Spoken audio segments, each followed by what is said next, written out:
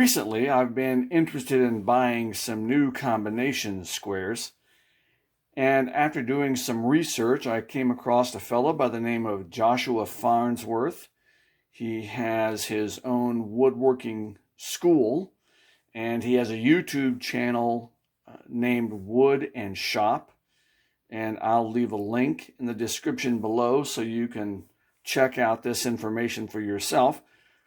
But in his information, he does some tool reviews and gives some guidance on which kinds of tools to buy, whether it's marking gauges or combination squares or hand planes or whatever the case may be.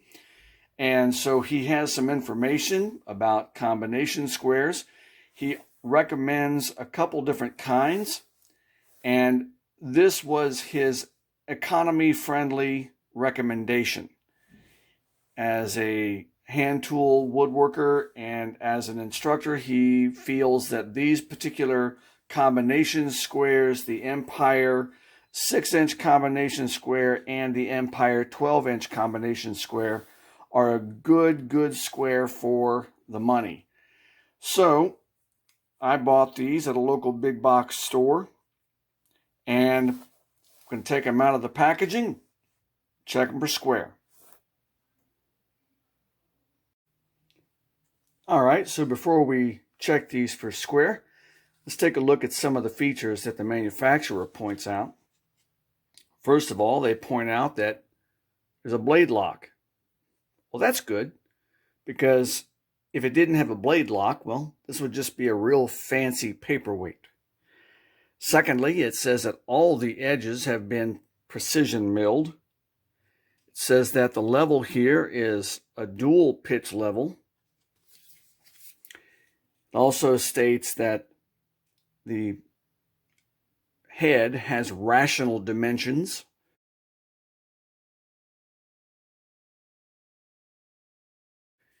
Gives those dimensions on the packaging. Also, it boasts that the heads are cast zinc and a stainless steel blade. So let's take a closer look, see if we can't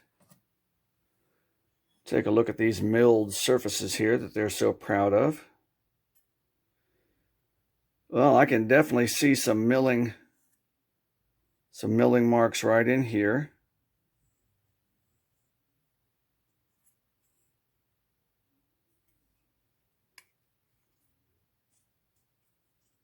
The lock is nicely knurled and you can get a good grip on it. Sometimes these things get locked and they kind of jam themselves on there, and it takes the grip of 9 ninjas to loosen it. So it does have a scriber with it. Look at that. That looks fairly decent.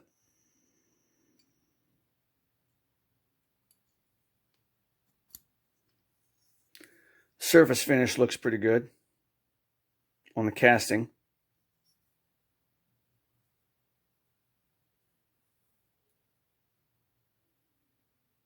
Graduations look as though they'll be easy to read.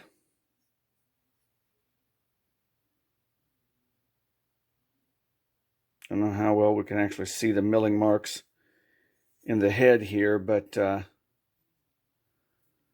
do see them, and looks pretty good. And I kind of suspect that the 12-inch will be the same.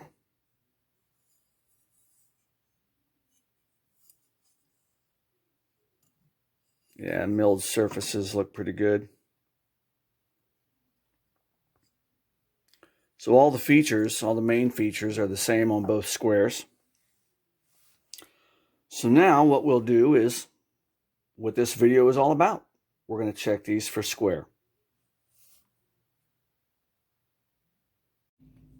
All right, so we're going to start with the 6-inch combination square first and a sharp pencil.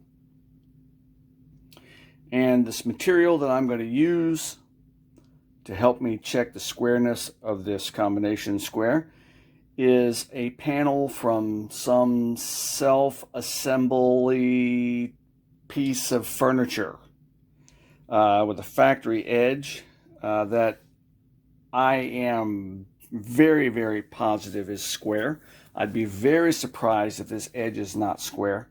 Most of that furniture that comes out of those factories is pretty daggone square. So I'm going to use this factory edge here and put the head of the combination square against the factory edge. And I'm going to create a line here on my piece of material. And then to check it for square, I'm going to flip the square over and I'm going to bring the square up to the line that I made and see how square that is. Now that may be hard for you to see, and I'll try to zoom in on this so you can actually see it. Okay, so I think that you can see it better from this angle, and as I bring the square up to the line,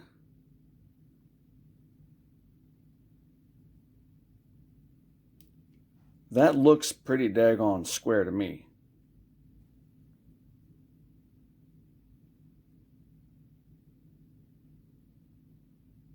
That looks pretty square. So I'm satisfied with that. Let's move on to the 12-inch, see what we get there.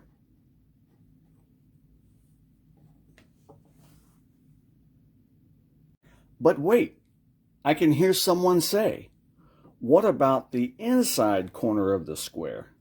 Let's see how square it is on the inside of the square.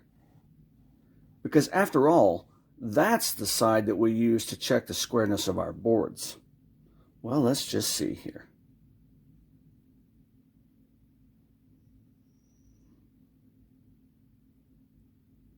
I don't know. That looks pretty daggone good to me. That looks pretty square. What do you think?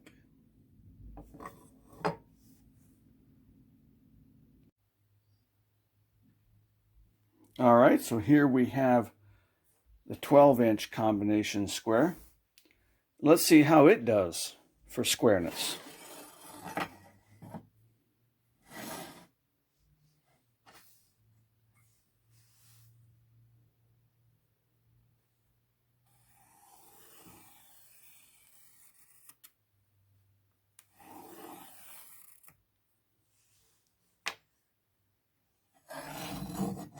Again, I'm going to flip the square over.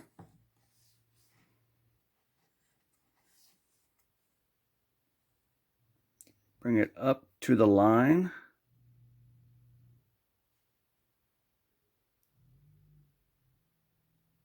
That's impressive. Now I want to show you this. Okay, so here we are at the head end of the 12-inch combination square. And you can see the line there. I'm going to bring it up to the line. Okay, again. That's at the head end of the square. Now I'm going to go to the other end of the blade and show you.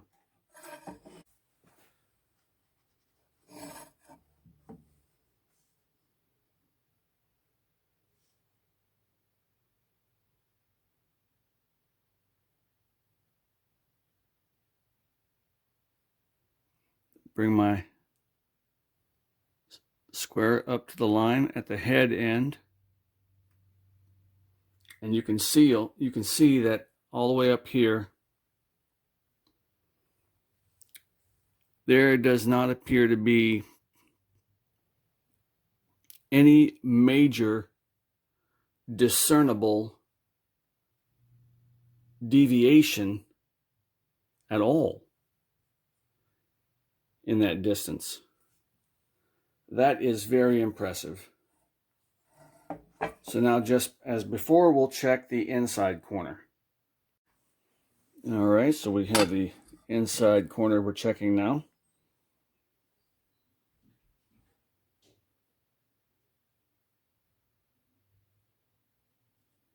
That looks good there. And then we'll go to the other end of the blade. Okay. This is the inside corner.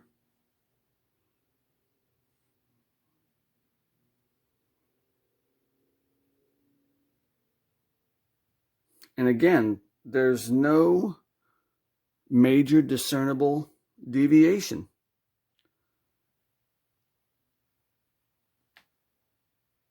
That is very impressive. Very impressive for such an inexpensive set of squares. So, the conclusion is that for a couple of inexpensive squares, they will certainly do everything that I'm going to need to do as far as measuring, marking, checking for squareness. I'm very impressed with that. Now, we didn't check the angles for 45, but I'm more interested in squareness at this point. So, I must thank you, Mr. Joshua Farnsworth from Wood and Shop, for recommending these squares. Money well spent. If you like content like this, please be sure to like and subscribe. I've got a variety of videos that just might help you in your woodworking journey. Thank you for joining me here in the new small shop.